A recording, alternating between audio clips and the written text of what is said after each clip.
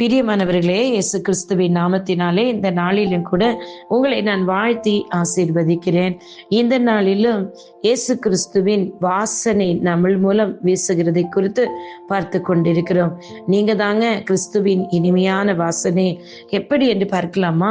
வேதாகமத்தில் என்னாகம புஸ்தகம் 12ஆம் அதிகாரம் 3வது வசனம், மோசேயானவன் பூமியில் உள்ள சகல மனிதரிலும் மிகுந்த சாந்தமுள்ளவனாயிருந்தான். ஆமேன். அல்லேலூயா, ஸ்தோத்திரம். அந்த சாந்தத்தை என் தேவனாகிய கர்த்தர் சுகந்த வாசனையை நுகர்ந்து கொண்டாருங்க. இன்றைக்கும் உங்களிலும் என்னிலும் தேவன் எப்படிப்பட்ட நல்ல குணங்கள் இருக்கிறதா என்று சொல்லி பார்க்கிறார். 9 கனிகள் நம்மிடத்தில் இருக்கிறதா என்று எதிர்பார்க்கிறார். அந்த கனிகள் நம்மிடத்தில் வெளிப்பட வேண்டுங்க. சாந்தமும் தாழ்மையும் அன்பும் இரக்கமும் பணிவும்.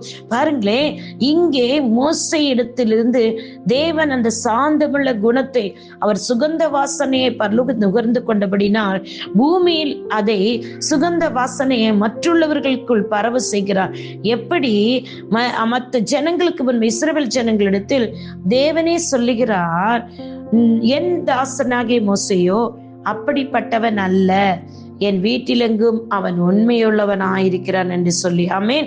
அல்லேலூயா, ஸ்தோத்திரம். இன்றைக்கும் தேவன் உங்களை குறித்து அவருடைய வார்த்தையின்படி உங்களை என்ன சொல்லுகிறார் என்றால், நீங்கள் தேவனுடைய வீட்டில் உண்மையுள்ளவர்களாய் இருக்க வேண்டும் என்று விரும்புகிறார். அதற்கு தேவை தாழ்மைங்க. நம்ம சாந்தமும் தாழ்மையும் இயேசு கிறிஸ்து நமக்கு கற்றுக் கொடுத்திருக்கிறார். அவர் நம்மை போல பாடுள்ள மனிதனாய் இருந்தாலும் அவர் முடிவு புரிந்து என்ன செய்தார்? தாழ்மையாய் நமக்காக அவர் ஒப்பு கொடுத்தார். தேவனாகிய கர்த்தர் அவர் குமாரனை கிறிஸ்துவை தாழ்மையின் ரூபமாக நமக்கு ஒப்பு கொடுத்தாருங்க. அந்த தாழ்மையான கிறிஸ்துவை தான் இவரின் நேசகுமாரன் என்று தேவன் சொன்னார். அதே போல இங்க தாழ்மையோடு இருந்த, சாந்த குணத்தோடு இருந்த, பொறுமையோடு இருந்த, இயேசுவை போல இருந்த இந்த மோசையை என் வீட்டில் எங்கும் உண்மையுள்ளவன் என்று சொல்லுகிறார். என் நேசகுமாரன் இயேசுவை சொன்ன தேவனாகிய கர்த்தர் இன்றைக்கு நீங்களும் உங்களிடத்திற்கு தேவனுக்கு பிரியமில்லாத அசுத்த வாசனைகள், அது அசுத்த குணங்கள், தேவனுக்கு பிரியமில்லாத துர்க்குணங்கள் எல்லாம் மாற்றி போட்டுவிட்டு சாந்தத்தோடு பேசுவதில் சாந்தமாயிருங்க, கேட்பதில் சாந்தமாயிருங்க. மற்றவர்களிடத்தில் ஏதாவது காரியத்தில் போய்த்து கேட்க வேண்டுமா, அந்த கேட்கிறதிலும் தேவனுடைய ஞானம் உங்களிடம் விளங்க வேண்டும். அந்த ஞானம் சாந்தத்தோடு விளங்க வேண்டுங்க. அப்படிப்பட்ட குணம் உள்ளவர்களை தேவன் சுகந்த வாசனை நுகர்ந்து கொள்கிறார். இன்றைக்கு நீங்களும் உங்களை ஒப்புக் கொடுப்பீர்களா?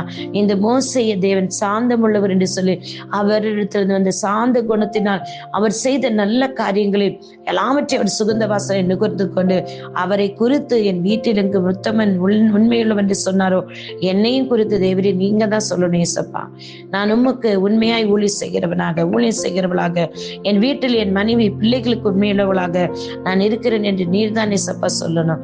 என்னை ஆசீர்வதிங்க, என்னை வழிநடத்துங்க, எனக்குள் அந்த சாந்தத்தின் கிருபை தாங்க என்று சொல்லி கேட்பீர்களா? கர்த்தர் தாமே உங்களை ஆசீர்வதிப்பாராக.